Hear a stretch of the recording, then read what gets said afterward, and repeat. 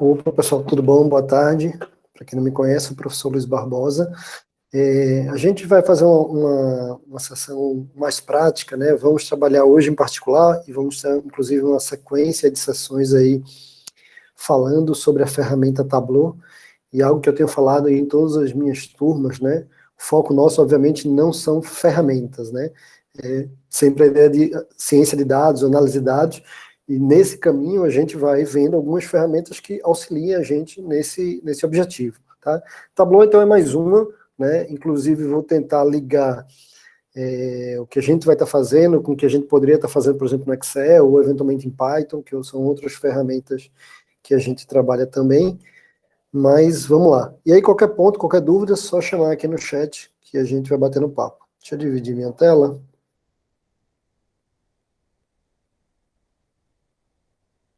Acho que já deve estar aparecendo, né? Então, eu queria mostrar um pouco desse material aqui, tá bom? Então, primeiro falar um pouco de visualização de dados, tá? E vou até dar uma ideia. Visualization is right at the heart of my own work. I teach global health. And I know having the data is not enough. I have to show it in ways people both enjoy and understand. Now, I'm going to try something I've never done before, animating the data in real space, with a bit of technical assistance from the crew. So, here we go. First, an axis for health, life expectancy, from 25 years to 75 years. And down here, an axis for wealth, income per person, $400, $4,000, and $40,000. So down here is poor and sick, and up here is rich and healthy. Now, I'm going to show you the world 200 years ago, in 1810. Here come all the countries. Europe brown, Asia red, Middle East green, Africa south of Sahara blue, and the Americas yellow. And the size of the country bubbles show the size of the population. And in 1810, it was pretty crowded down there, wasn't it? All countries were sick and poor. Life expectancy were below 40 in all countries. And only the UK and the Netherlands were slightly better off. Not much. And now, why start the world? The Industrial Revolution makes countries in Europe and elsewhere move away from the rest. But the colonized countries in Asia and Africa, they are stuck down there. And eventually, the Western countries get healthier and healthier. And now we slow down to show the impact of the First World War and the Spanish flu epidemic. What a catastrophe. And now I speed up through the 1920s and the 1930s. And in spite of the Great Depression, Western countries forge on towards greater wealth and health. Japan and some others try to follow, but most countries stay down here. Now, after the tragedies of the Second World War, we stop a bit to look at the world in 1948. 1948 was a great year. The war was over, Sweden topped the medal table at the Winter Olympics, and I was born. But the differences between the countries of the world was wider than ever. United States was in the front, Japan was catching up. Brazil was way behind, Iran was getting a little richer from oil, but still had short lives. And the Asian giants, China, India, Pakistan, Bangladesh, and Indonesia, they were still poor and sick down here. But look what is about to happen. Here we go again. In my lifetime, former colonies gained independence, and then finally they started to get healthier and healthier and healthier. And in the 1970s, then countries in Asia and Latin America started to catch up with the Western countries. They became the emerging economies. Some in Africa follows. Some Africans were stuck in civil war and others hit by HIV. And now we can see the world today in the most up-to-date statistics. Most people today live in the middle, but there are huge differences at the same time between the best of countries and the worst of countries. And there are also huge inequalities within countries. These bubbles show country averages, but I can split them. Take China, I can split it into provinces. There goes Shanghai. It has the same wealth and health as Italy today. And there is the poor inland province Guizhou. It is like Pakistan. And if I split it further, the rural parts are like Ghana in Africa. And yet, despite the enormous disparities today, we have seen 200 years of remarkable progress. That huge historical gap between the West and the rest is now closing. We have become an entirely new converging world.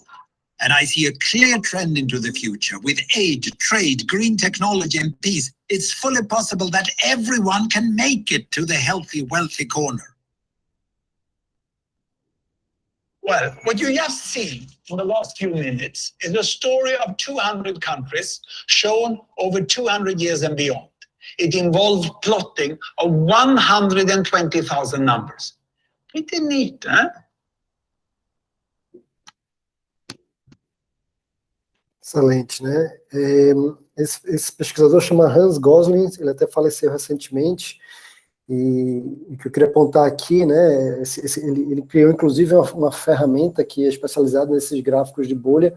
A gente vai ver um pouco de gráfico de bolha aqui no curso. A ferramenta dele chama Gapminder. Então, permite que você veja aí 4 dimensões, né? As dimensões da expectativa de vida, a dimensão de receita per capita, a dimensão do tamanho do país, né, que é representado pelo tamanho das bolinhas, e a 4ª dimensão, que é o tempo. E mais importante que todas essas dimensões, você vai acompanhando o raciocínio dele, né, ou seja, como aqueles dados são analisados no contexto do negócio, né? No caso aqui, o negócio é a demografia, né, a sociedade do mundo dos últimos 200 anos. Então, ele associa, né, com guerras, com epidemias, etc. Então, acho que é um exemplo excelente. Então, o nosso curso chama, né, o nosso debate hoje chama Business Intelligence para administradores e economistas.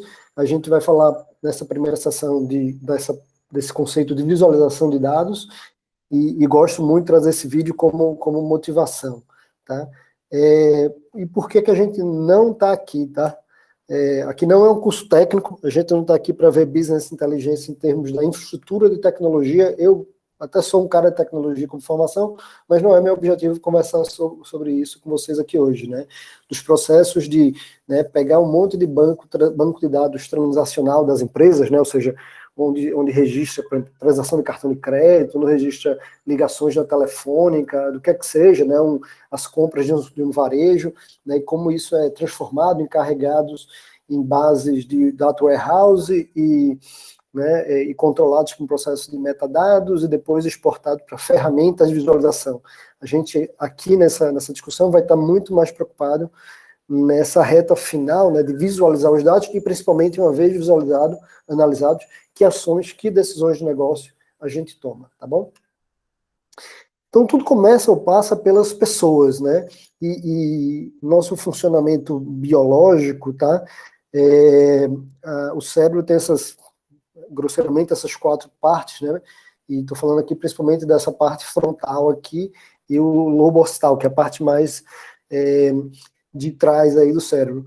Os olhos estão conectados diretamente com esse lobo occipital, essa parte, né, anterior aí do cérebro.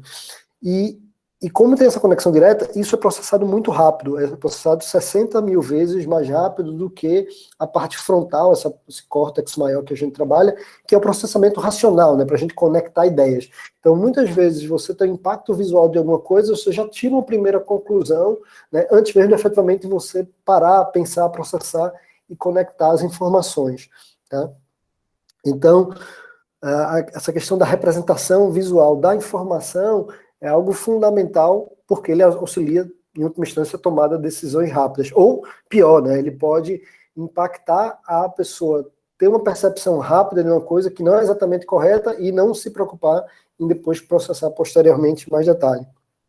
Então, isso é fundamental, né? Vamos pegar alguns exemplos práticos aí.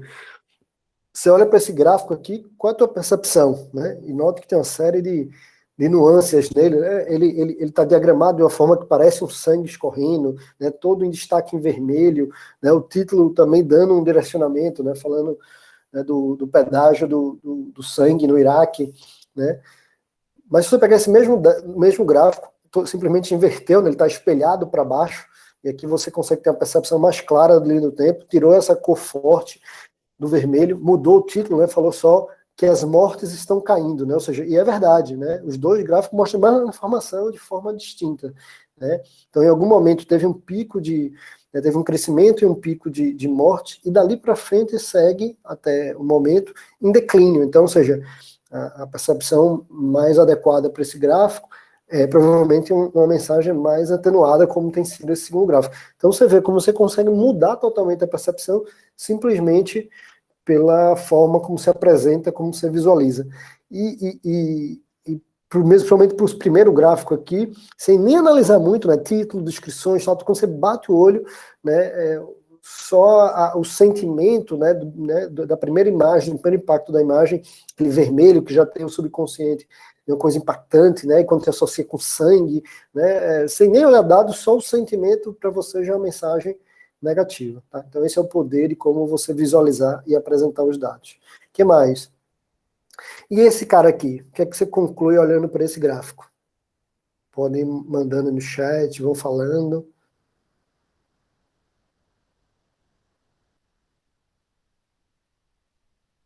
E esse mesmo gráfico dessa forma. Né? Aqui está falando o quê? Ó? Que de 600 pessoas, até 200 vão ser infectadas, por exemplo, por uma pandemia, por alguma coisa. Né? Dessas 600 infectadas, a gente consegue salvar 100.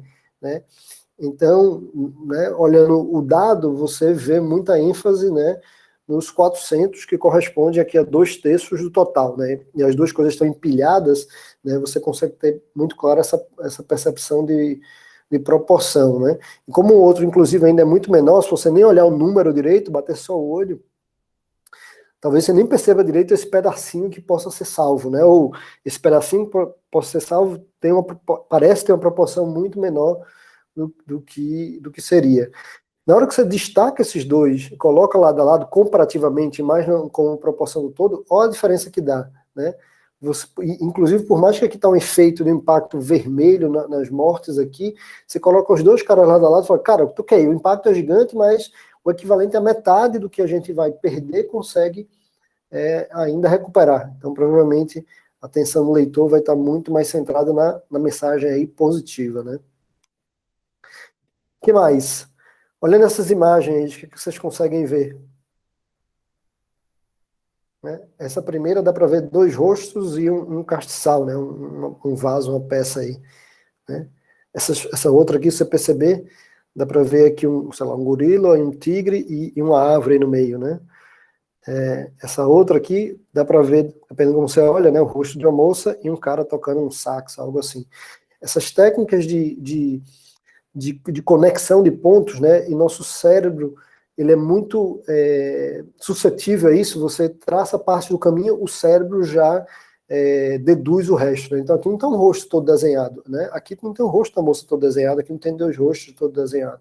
Né? O bicho também, né? Nosso cérebro vê a intenção de alguma coisa e ele conecta, ele gera a imagem completa na nossa cabeça. Tá? Esse é o poder da nossa capacidade de processamento visual. E daí? Né? Isso é uma técnica muito usada, né, pós-guerra aí num grupo de estudo de técnicas de visualização e de design da Alemanha chamada Gestalt, que ela tem aí alguns princípios, né, de se separar e de gerar esse espaço para o cérebro gerar conexão, ou agrupar imagens que você quer que dê destaque, né, então parecido isso aqui, né, para essas duas coisas misturadas, na hora que você coloca um lado da outro, você consegue ter uma percepção de comparação mais clara, né? Semelhança, né? Você pintar duas coisas de mesma cor, né? Você associa aquelas duas coisas como próximas, ou a ideia de unidade, você bota um grupo de outras coisas próximas, você percebe tudo aquilo ali com uma única unidade. A ideia de continuidade, né? Você ir associando coisas uma próxima à outra, você consegue perceber que uma dá sequência na outra. Né? A ideia de fechamento e segregação, né? Ou seja, o cérebro da gente consegue completar esse G aqui.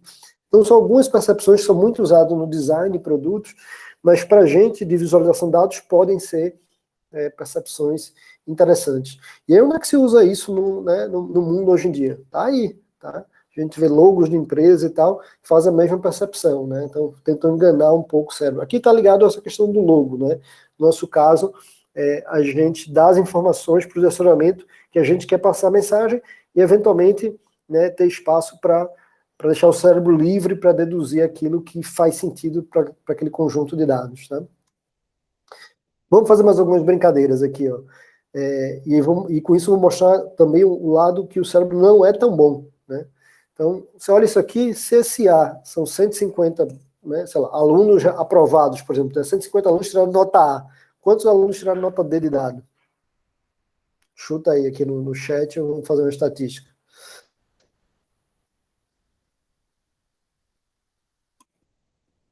E agora, visualizando uma informação, aspas, parecida comparativamente, só com bolhas, né? Se 200 alunos tiraram nota... Não, aqui não serve para nota, né? Mas se 200 pessoas caíram na categoria F, quantas pessoas fazem parte da categoria H? Vamos chutando aí, tá? O que é que você achou? Aí vê que interessante, né? O número certo para o primeiro exemplo seria 45, né? E com o gráfico de barras é relativamente fácil de comparar. Você consegue ter uma noção que isso aqui é meio que 4 vezes maior, o grandão lá, né? Então, daí, né, um bom chute seria, sei lá, 30, 35, 40, 45, né? E as pessoas conseguem se aproximar dessa precisão. Isso aqui é a distribuição de frequência dessas tentativas, né? Então, uma pesquisa com 1.400 respondentes, a grande maioria chutou aí entre 40 e 60, né? Enquanto em bolhas, a gente tem muita dificuldade de processar áreas, né? Então, a gente conseguir perceber que isso aqui é 3x, 4, 5 vezes maior que essa é mais difícil. A resposta correta aqui seria 35. E aí você vê uma dispersão muito maior, para a mesma quantidade de respostas, que as pessoas responderam desde 20 até 60, né? Para uma resposta de 35, um gráfico muito mais disperso. Então, muito mais dificuldade do humano perceber isso aí, tá? Outra coisa aqui, outro cenário, falando agora finalmente de dados. E aí, qual foi os meses, os produtos de maiores vendas? Chatinho, né? Dá uma pesquisada aqui, bater o olho célula por célula, chato de ver, né? Pior, e tendência, e aí? Móveis, suplementos, por exemplo, está crescendo ou está caindo? Né? Difícil. E se eu coloco isso num gráfico de linha? Bem mais fácil, né? Então você vê claramente aí várias coisas, né? Que alguns produtos como tecnologia são com a variância bem alta, né? Móveis um pouco mais estável, algum motivo qualquer, na virada de 2015 para 2016 teve um pico, né? E depois teve uma queda na sequência. Suplementos têm picos aí nas viradas do ano, ou seja, os escritórios, as escolas, quando vira o ano, tem uma demanda maior de suplementos, mas depois estabiliza durante o ano, meio que vai até caindo durante o ano, né? Tá? Então, dá para ver várias informações ligadas a tendências. Tá? E é justamente isso. Vou pegar aqui, então, alguns exemplos de tipos de visualização e vamos tentar mostrar para que tipo de gráfico é mais adequado para que tipo de situação. Então, linha é o primeiro que a gente olhou aqui, então queria deixar registrado aqui de novo de linha, ele é muito bom para dar essa ideia de tendência, então significa que é uma informação que a gente tem aí evoluindo durante o tempo, por exemplo, aqui o IPCA, pegando de 2009 a 2010, então você tem aí mês a mês, quanto variou esse índice, você percebe aí claramente, teve um crescimento na virada de 2009 para 2010 e o primeiro semestre de 2010 uma queda muito drástica aí da inflação, né? Depois segue recuperando, você poderia ter históricos muito maiores. O gráfico de barra, por sua vez, né, colunas, na verdade, eu inclusive costumo chamar meio que esse nome, mas não sei exatamente, né? Barras são horizontais, né? Colunas são verticais, né? Mas todos os dois são muito bons para comparações, né? Então aqui eu tenho produtos diferentes, né? Gastos das famílias, como entretenimento, supermercado, despesa doméstica, transporte, e comparados mês a mês. Então tem o gasto a gasto e cada um bloco desses dos gastos comparados mês a mês. Então dá para comparar as duas coisas dentro do mesmo mês, né? A gente vê que o gasto supermercados acaba sempre se destacando, a gente vê o histórico também evoluindo mês a mês, né? A gente vê, por exemplo, aqui que transporte deu encarecido em fevereiro e caiu depois em março, né? Dá para ver várias Dá para ver, inclusive, um pouco de tendência, né? Ele é muito bom para comparação, e se um eixo de comparação for também o tempo, ele também ajuda um pouco em tendência. O que mais? O de barras é o de colunas invertido, na horizontal, né? É a mesma ideia. O que eu percebo que faz mais diferença de um para o outro é quando você tem um volume muito grande de informações, para ter uma lista maior, você tem essas informações descendo aí verticalmente no barras, cabem mais informações. Se você tiver, sei lá, 20, 30 itens, né, você listar todos eles como fossem linhas aqui, gerar esse gráfico de barra, fica mais interessante para se perceber, para se ler. Enquanto que de coluna você tem 20, 30 colunas, fica mais difícil para o leitor acompanhar e comparar, né? Na vertical, o leitor usualmente tem mais facilidade. A gente pode fazer isso também acumulado, né? Esses caras aqui, como a gente tinha aqui, principalmente olhar um pouco de tendência também, daria para empilhar eles, né? Tanto de colunas e de barras terem empilhados. Então, aqui, no caso, eu estou fazendo vendas e projeção, mas poderia ser lá transporte, entretenimento, lá como tinha um outro. Então, para cada período, né, ou para cada segmento que eu quero comparar, você teria um conjunto de informações empilhadas, destacada por cores. Um outro gráfico de colunas, né, muito famoso, é o histograma, né, que é o cálculo de frequência usado exaustivamente em estatística, onde a gente contabiliza, por exemplo, fazer a média de altura da turma, da população.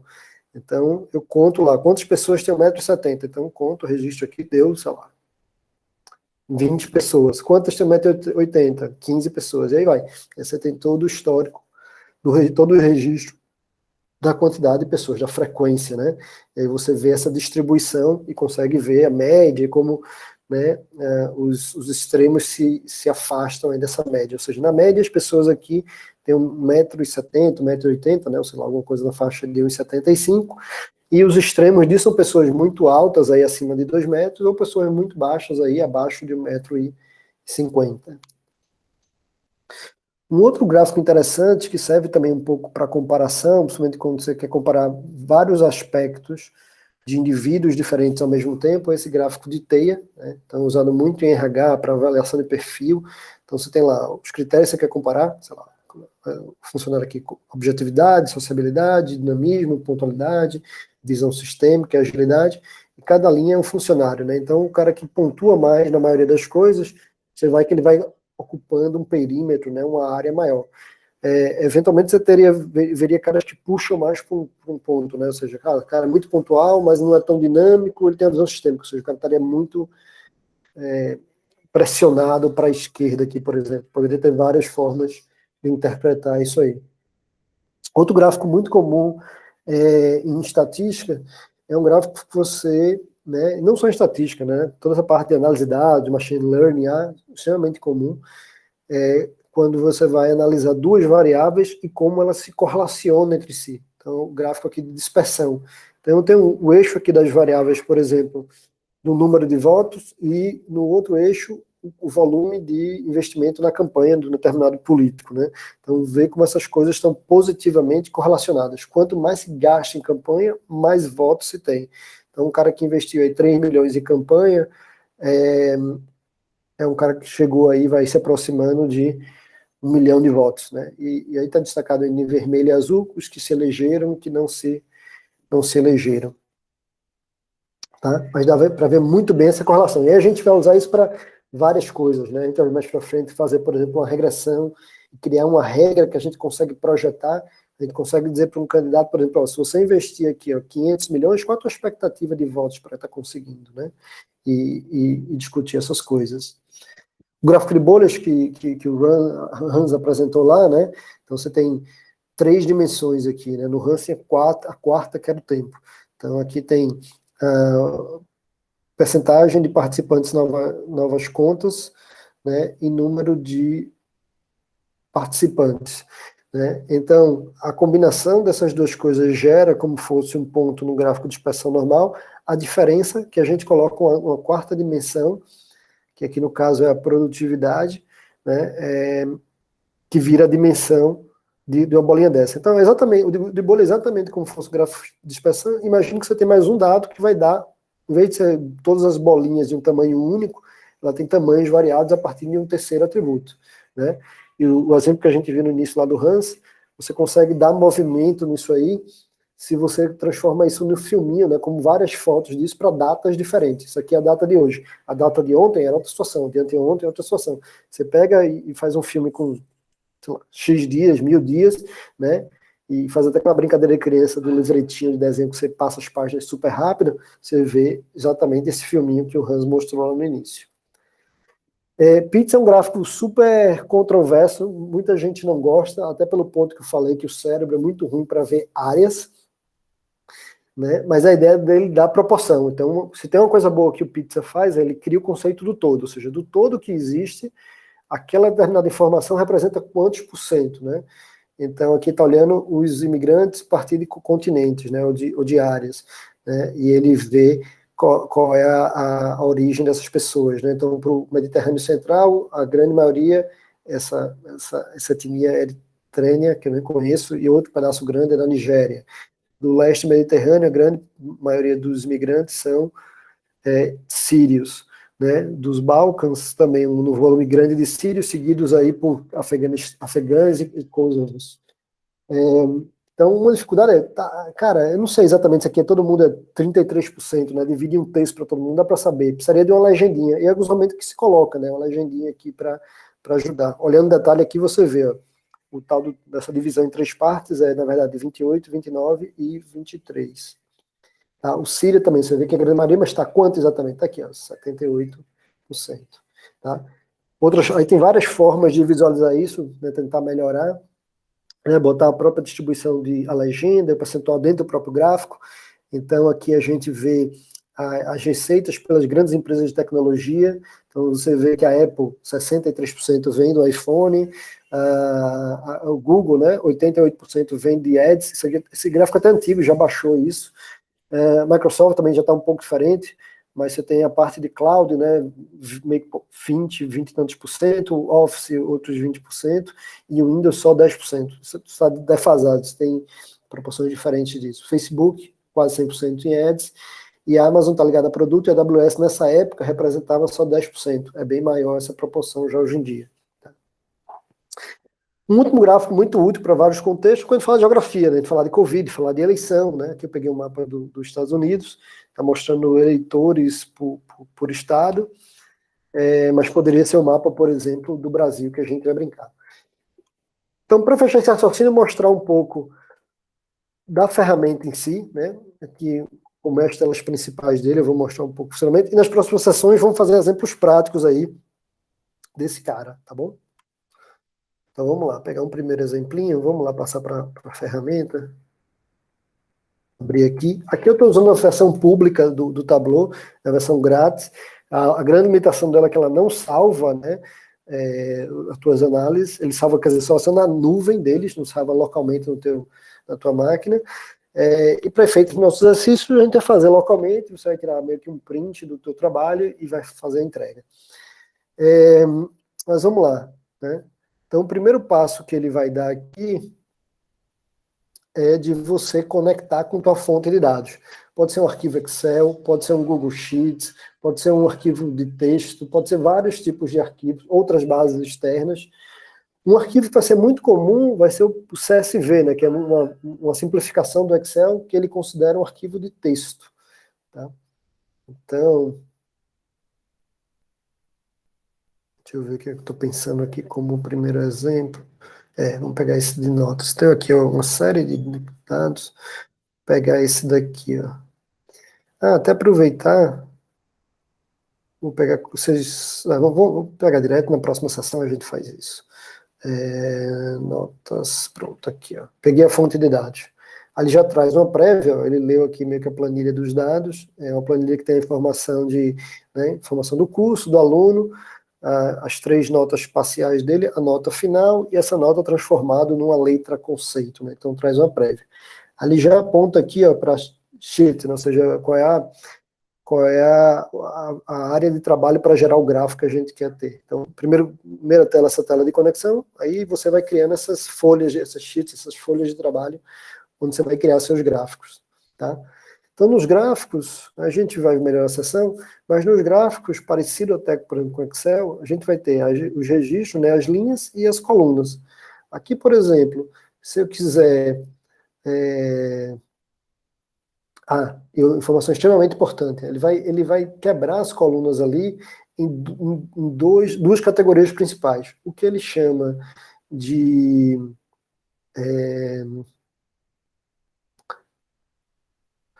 measure, né, mensurações, são esses caras, são dados numéricos, e dimensões, que são esses caras aqui em azul, são tipicamente categorias.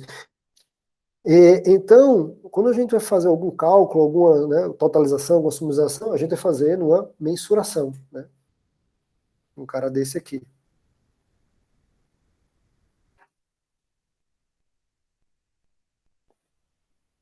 E quando a gente vai fazer uma categorização, a gente vai fazer em cima de uma dimensão, certo?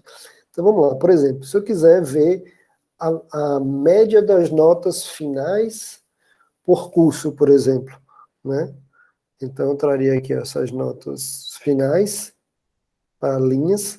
Ele já aplicou aqui o cálculo de soma, né? A gente a priori não quer soma, a gente troca aqui para a função aplicada, a gente quer o average, né, o média, e a gente quer categorizar isso, né, e aí a gente quebra em colunas por curso. Tá lá, já quebrou. Então, as notas médias de economia foram próximo de 8, direito à administração próximo de 7, direito um pouquinho abaixo de 7, mais exatamente 6,9, enquanto administração quase 7, 6,96, 967. Tá bom? Então, já gerou o primeiro gráfico de barra como sugestão. A gente poderia visualizar, por exemplo, a tabela dessa sumarização, né? E transformar isso em outros tipos de gráficos. Tá bom? Vamos dar uma parada por aqui, e aí a gente faz sessões mais práticas. Era mais para dar essa visão geral de como o Tableau trabalha. Obrigado aí, pessoal.